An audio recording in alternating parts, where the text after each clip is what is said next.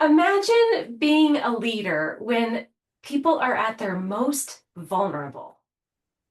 Laboring mothers, people relearning how to walk after a spinal cord injury, the people that care for those people.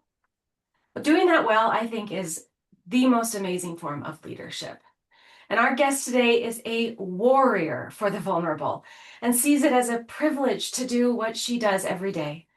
Dr. Jandel Allen-Davis is an OBGYN who became the CEO of Craig Hospital, a renowned neurorehabilitation and research hospital specializing in spinal cord injury and traumatic brain rehabilitation.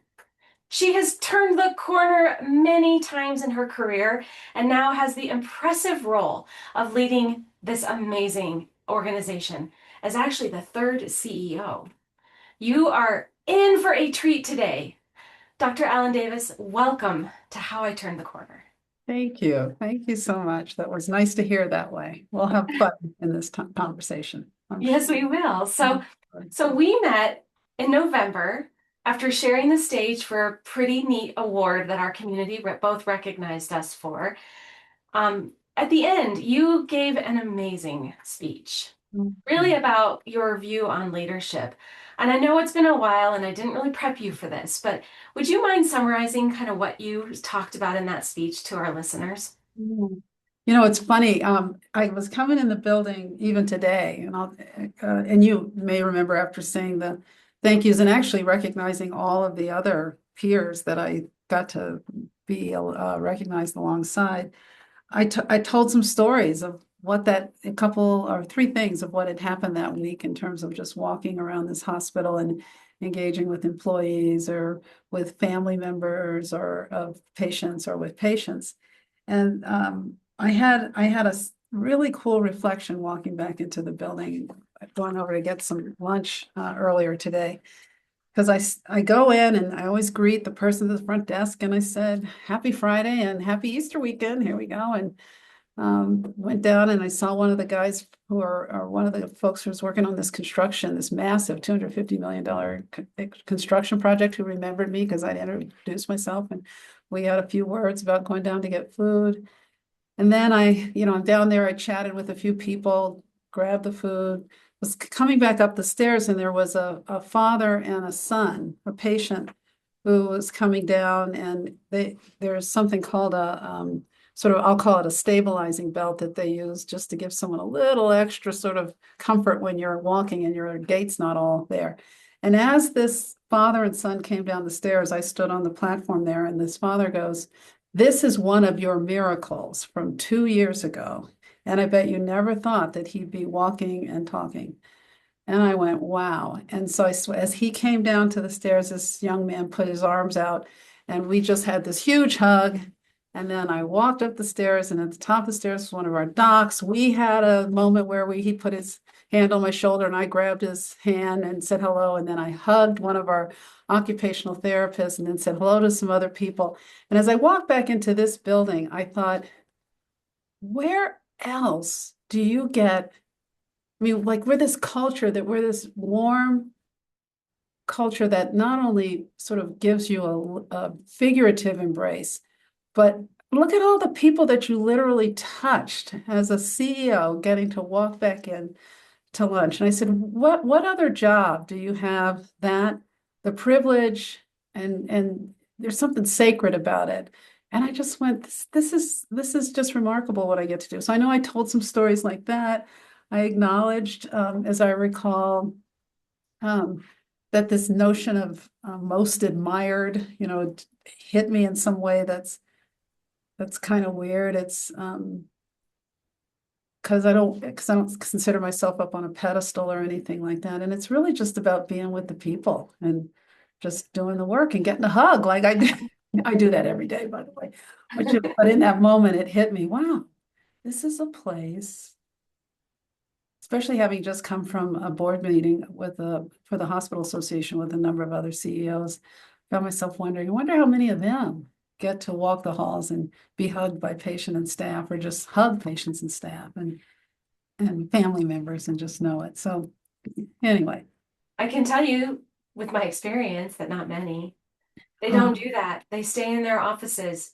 They don't engage and see it as a community. And I think that's why you are so admired and so amazing, and that you do see that that role isn't something that puts you on a pedestal, but actually makes you part of creating an ecosystem where people are thriving. I couldn't agree more. There's actually even a couple of the interventional radiology techs because the Swedish folks love to come to the Craig cafeteria and eat. Everybody knows that. And when they see, I can say hello to them first thing in the morning when I see them down there, and I introduced myself a few weeks back, and so they go, "Hi, boss lady," or something like that when they see me.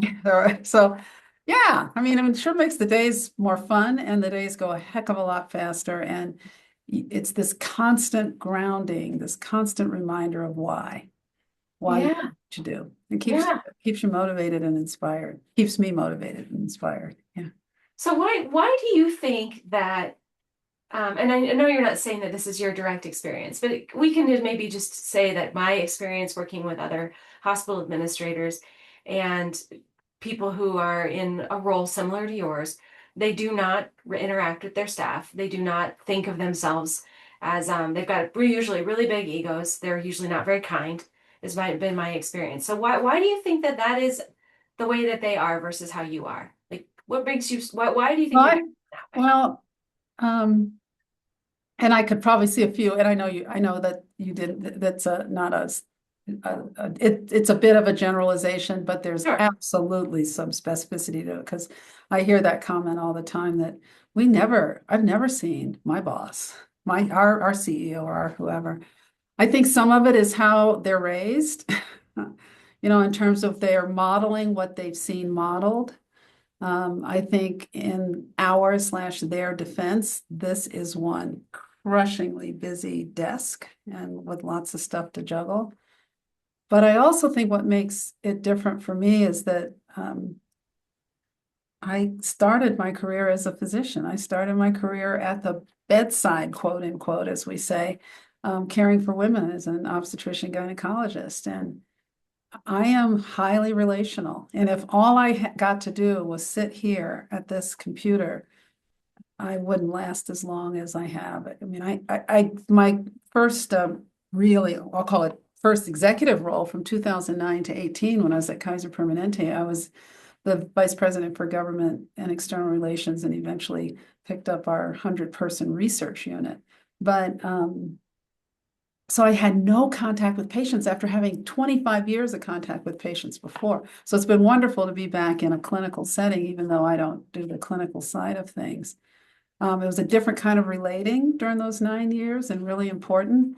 But this one, I get this cool way to blend both the kind of relating that's about business and operations and administration and service that way. But I also get to know the stories and get to know patients and families. And, I told the story at the that award a few months ago about these kids shaking me down for $20 and didn't even realize I'd gotten shaken down till it was done. And I said, go buy your mom something nice in the gift shop. Those are the kind of things that just, those are the stories that they will remember. It's the stories certainly that I will remember. And so maybe I'm modeling a different way for some of the other people that I get to work alongside and get to serve. But I think it's born out of being a clinician, is that people don't care how much you know till they know how much you care. And I also think there's two ways to get stuff done as a leader. You can get stuff done through compliance and you can get stuff done through commitment. And I'd much rather it be based on commitment where you know that because of how I show up every day and what I'm willing to do and how I hopefully serve, that they too will walk through walls for this mission.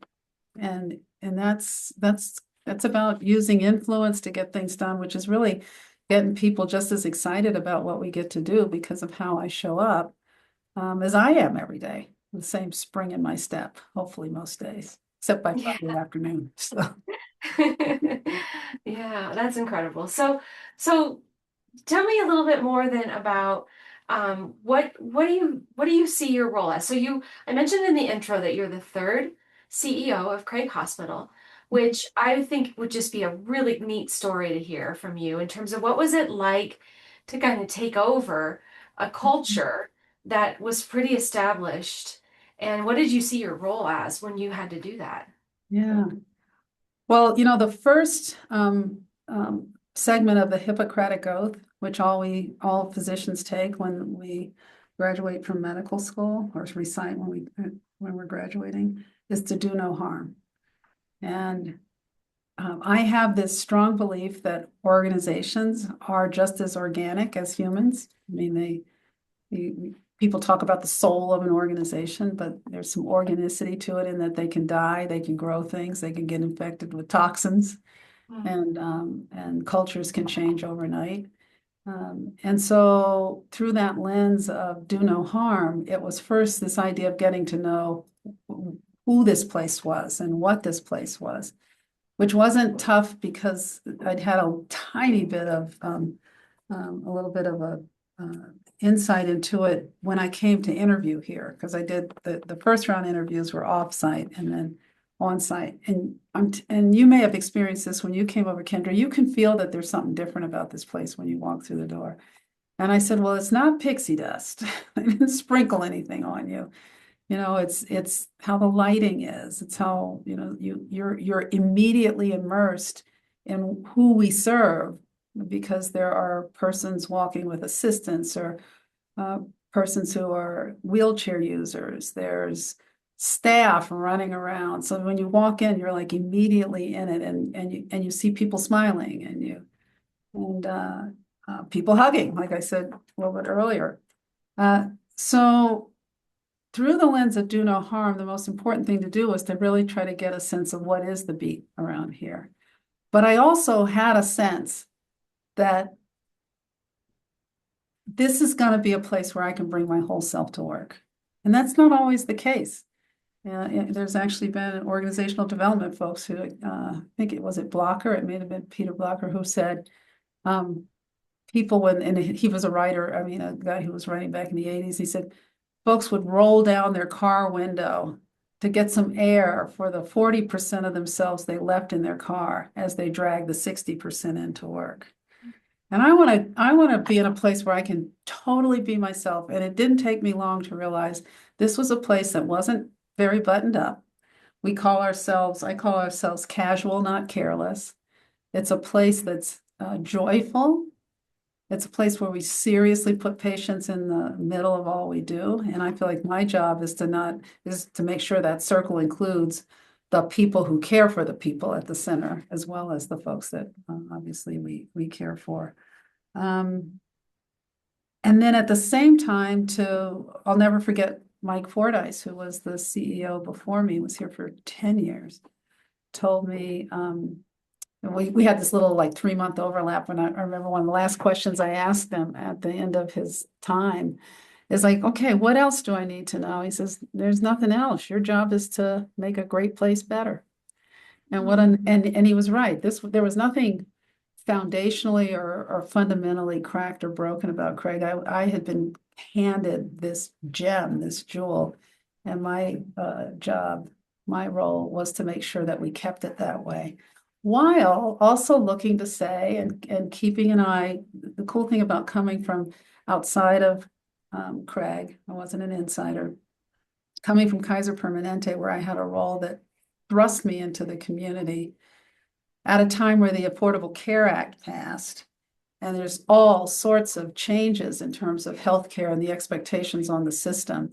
And there were even changes around how workforces and workplaces were working.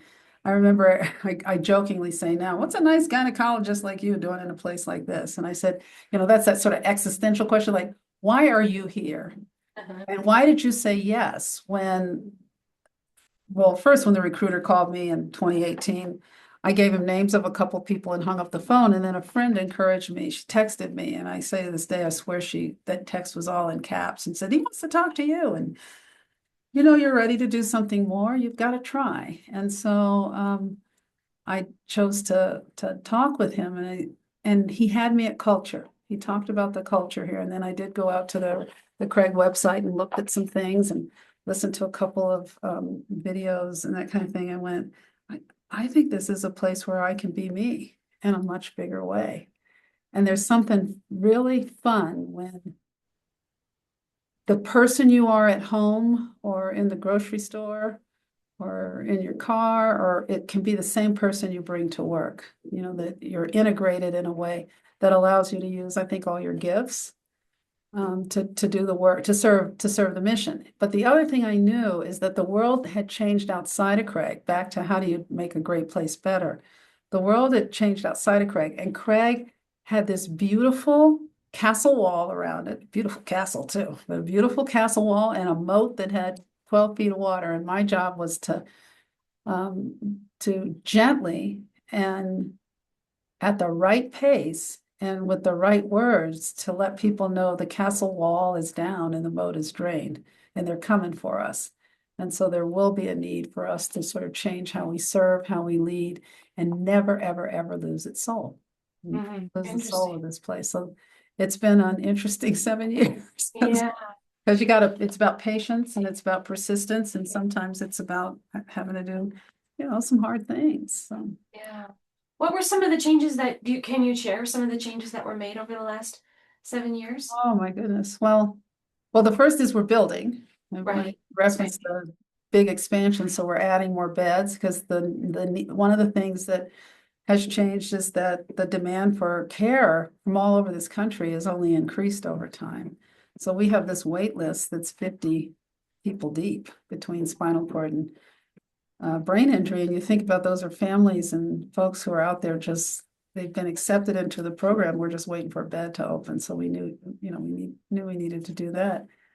Craig adding a new service line. Service line is like, in a short-term acute care hospital, the big ones that are out there. They've got cardiac, and they've got labor and delivery and, all the different service, ORs, ERs, outpatient. Those are all service lines. And Craig had an inpatient program and an outpatient program. Well, we're adding a new service line that will serve persons who have been discharged from the intensive care unit in hospitals and trauma centers all over this country, but they're not quite ready to do 4 to 6 hours of rehab because our program is rigorous. Most places on average get 3 hours. Our folks are in therapy from 9 in the morning. The day ends at 4 with a lunch break, but most are doing pretty much something 4 to 6 of those 6 hours that remain in the day. And they're not quite ready to do that because they may still be not have awakened enough, emerged enough from a brain injury, the coma, I guess you'd call it very colloquially, or a spinal cord injured person has had either developed some skin issues while they were in the ICU or some lung or pulmonary issues. So they're still trying to deal with those medical things so that they can hit the ground rolling when they get into the rehab program. And so we're putting in a 12-bed unit to try to manage those complications so we can get them into therapy more quickly and get them back home more quickly, which is where, Wow. as much as people love it here, and patients and families largely do, our overall satisfaction from the care experience for patients and families is like 95, 97%. So people love it here, but people go home. So let's see if we can get, and that allows us also to serve that wait list a little more aggressively too. So certainly that's one thing. We're becoming way more data informed. It was a place that swims in it in some ways, like a lot of places, but it's not organized in a way that allows us to say what's really going on here. And so I did even just started with some real simple dashboards at an executive level to have a sense of what's going on. And then you get curious about what you're seeing around trends. So then okay, that's a what? What are the implications? So what of that? Now what are we going to do about it? So I think we're getting into more a better rhythm about that, and there's still work to do. The other thing, interestingly, COVID caused a lot of changes in terms of how we did things, and so that's a 2 hour long podcast. But there's some things that we learned during COVID that we said we're going to keep that particular practice, and a lot of them had to do with safety around who gets to come in our building and how, because people could just walk in not any old time, but we didn't have a front desk that was checking on people and making sure we knew where they were going in the building. So anyway, little things like that. And then some of the bigger changes are we took on really, one of the questions I asked shortly after I got here is, have we done a comprehensive enterprise risk assessment? Looking at this place through every lens of risk, the structure, people risks, technology risks, quality risk, you name it. We look at it. So everybody, pretty much all folks, as we've looked at risk through a number of lenses, we have a really pretty well evolved enterprise risk management program. We've hired a strategist, somebody to help us with strategy because we didn't have that role. Um, we we've added, interestingly, the president of our foundation to the executive team. We have a foundation with over 5,000 amazing and generous people who support the programs that insurance doesn't cover. And when I got here, that person who reports to me didn't sit on the executive team alongside the other VPs. Well, I had to do a search for that role. I think we're getting on towards 5 years this June that she will be here. And I said she needs to be part of the executive team. In fact, the recruiter said that this person needs to be sitting at the table with you guys. So that, I'm sorry, this person needs to be, give me a second. No problem. There. Sorry about that, but this person should be sitting at the table with you all, because how can they do their work as well as they can if they're not really hearing what are needs, and also being part of helping you shape what this Yeah. organization becomes. So, those are probably some of the bigger. And then there's just been challenges that have happened in the market with respect to accessing services that we don't have at a Craig, because we don't have an ER and we don't have an X-ray department and those sorts of things. And we've started to think more that those are vulnerabilities as this market is changing, and it's changed quite a bit.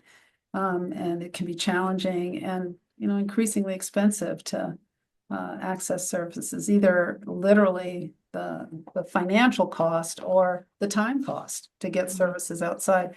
So we're starting to insource some things, which is really exciting to think that we're doing this. One of the VPs, we had two long-standing vice presidents retire in January, one after 34 years and one after 41 years. And the 34-year person, I was sitting as right before the new year. And we were chatting about all kinds of stuff. She's such a dear friend and colleague. And as she got up to leave, she said, "Craig's going to college." And I said, "Yeah, we're ready to take those next big steps, all in service to the folks we care for." So that's great. And leadership development. I didn't even mention that. It's one of the things that was not overly emphasized yet. The employee sat survey said that I want an opportunity to grow and develop. It doesn't necessarily have to be promotion. We're a pretty flat organization, so that can be challenging. But under an HR VP who I hired a few years ago, we've got leadership development program now from our level. Just hired an executive consultant to work with our team that's had some changes on it, because that's important, down to frontline staff who have the opportunity to do things. And so I guess Craig is going to college. Yeah, that's excellent. So, yeah, well, so let's switch gears a little bit. I want to talk a little bit about, I think, another passion project of yours, which is kind of the pipeline. And that, I think this statistic is what I read, and you can validate it, but I think only 5% of women are in healthcare leadership. And You're right, about 5-7%. yeah, which is so depressing to me. But as a I would say a part of the generation now that will be, building that pipeline, building that legacy. What do you see as your role in terms of improving that stat? What are you doing with that? Well, first of all, I never say no to a request to meet with women and men, but women of any age who just say, "I saw you speak," or la la la. Or someone says, I'd like to introduce you to someone just to have a conversation or to enter into, a more sustained mentoring or coaching or just being there relationship with folks. So, um, and because I think my career path is so unusual, it does, I could imagine, even though no one's ever said that, and I never thought about it this way, because my career path is unusual, is there the opportunity for people to see, oh, maybe I can? Yeah, Because it's not straight. There's no recipe right. how you end up where you might end up. So I never turned down an opportunity to be available and accessible to someone who might benefit or thinks they might benefit, we'll see, and spending some time with me. And I also get to grow myself. I mean, I think there's a kind of cool way you get to grow when you um, have the opportunity to do that. So I think that's one of the ways.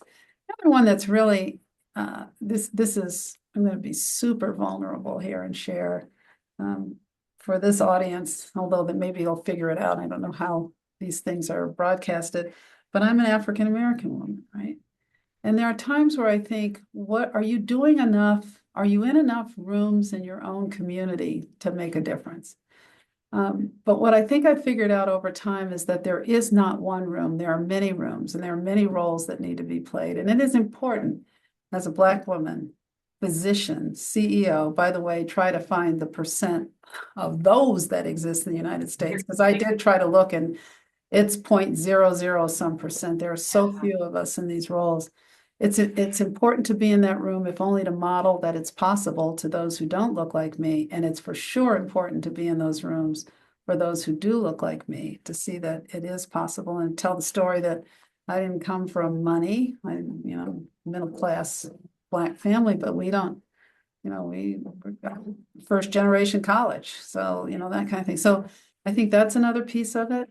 I think some of the work we're doing here at Craig around who and how we recruit, working with organizations such as Cross Purpose, being connected to programs that are trying to take up what we call or support and invest in non-traditional students, and to give folks like that a shot at making a good living and being able to really sort of achieve that thing called economic self-sufficiency is work that we do. And it's been fun over the years that I've been here to see, we go down to new employee orientation about every 4 weeks or so, and meet with the new employees and spend about an hour with them. I spend a lot of time talking about culture and all of us introduce and talk about ourselves a little bit personally, but it's been fun to watch the complexion literally in that room change over the years, because Craig was pretty non-diverse and I didn't do a lot of work in that. So I didn't go out and say, hey, I mean, it's just sort of been happening. And I suspect it's word of mouth that's been playing, and then where we're accessing talent. Yeah, and I think it's simplistic in a simple way, even though this isn't scientific, but I think it's also like does attract like.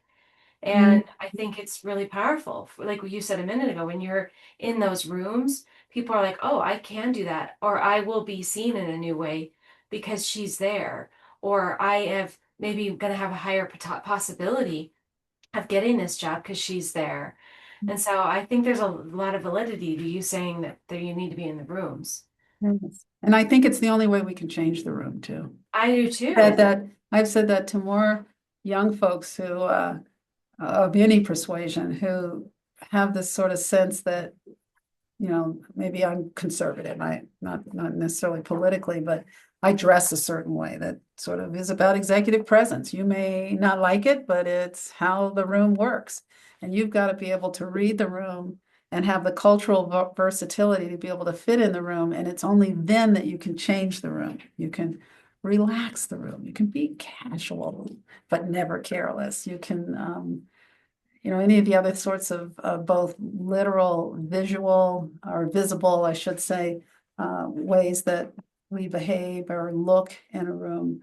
The only way you can change it is to get in it, and the power imbalance is still alive and well in society for women and people of color. And so I think it's super important that you figure out what cultural versatility is and not be ashamed of it or embarrassed, that you can, to use I think a word that I've heard in the last few years, and I think I figured out what it means, that you can code switch.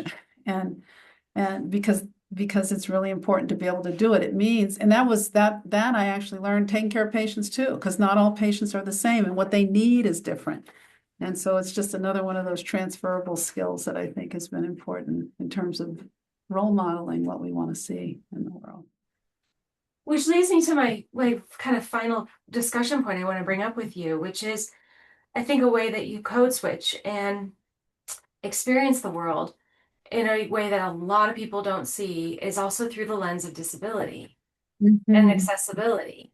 And when I was in college, well, high school and college, I volunteered a lot with the cerebral palsy community that was in my school. And then because of that experience, I had then also a friend and a neighbor who had pretty severe cerebral palsy when I was in college. And so I took on, or not took on, I just, because I knew a lot about it, I helped him a lot, drove him around, and we got to go. He loved baseball, so got the really good tickets at the Rockies when they were actually really good, and did all that stuff. It was great, but it made me so aware of just accessibility.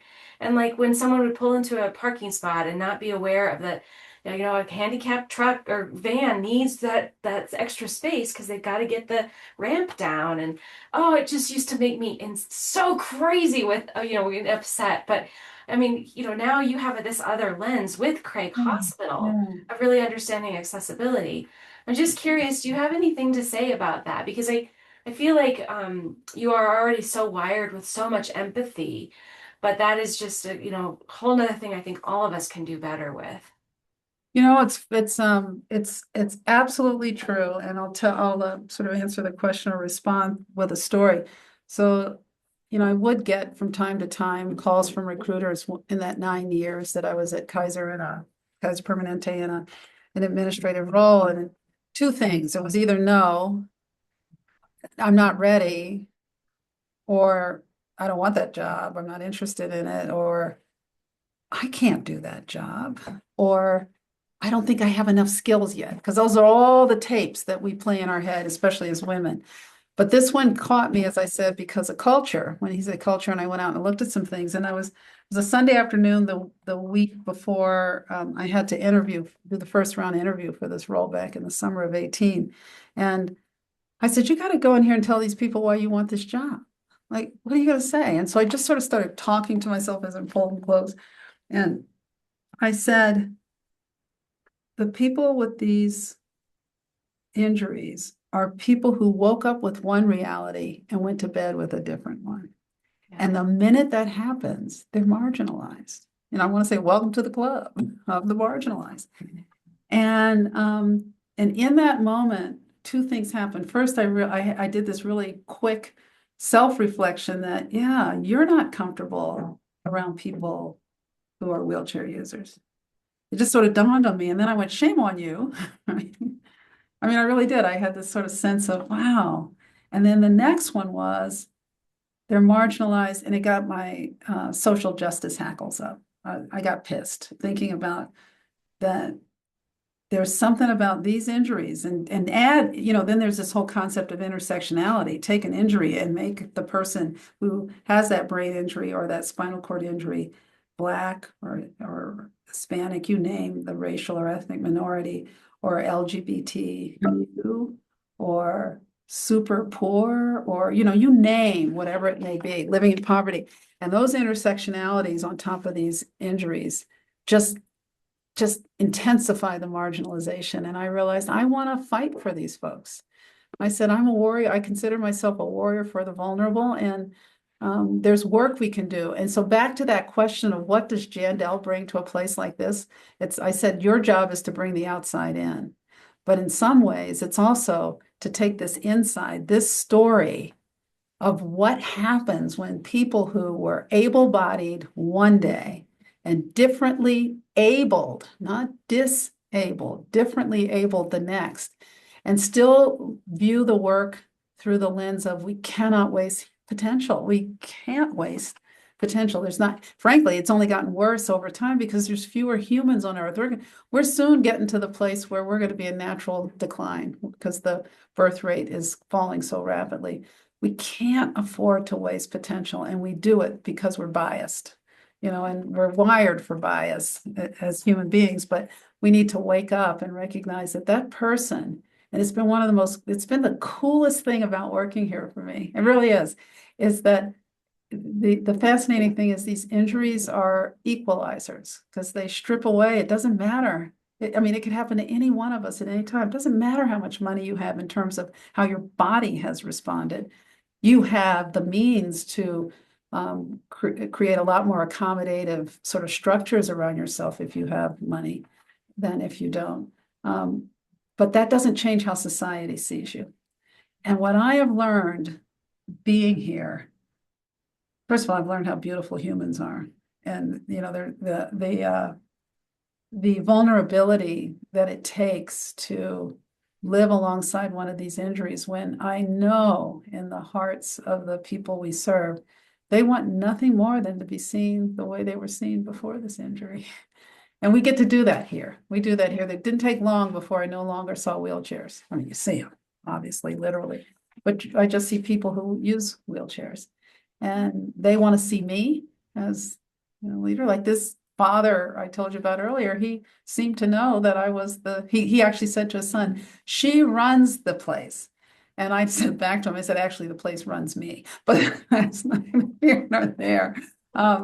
But they want to see me, and I want to see them as the people they were. There's something reassuring and healing and calming about the experience that we have to help our amazing team members help patients and families navigate after that. So this is a story that needs to be told because there's not only that you're treated differently or seen differently, but the structures and the systems out there are not set up in a way to support you in your differently abled state. And we've got work to do.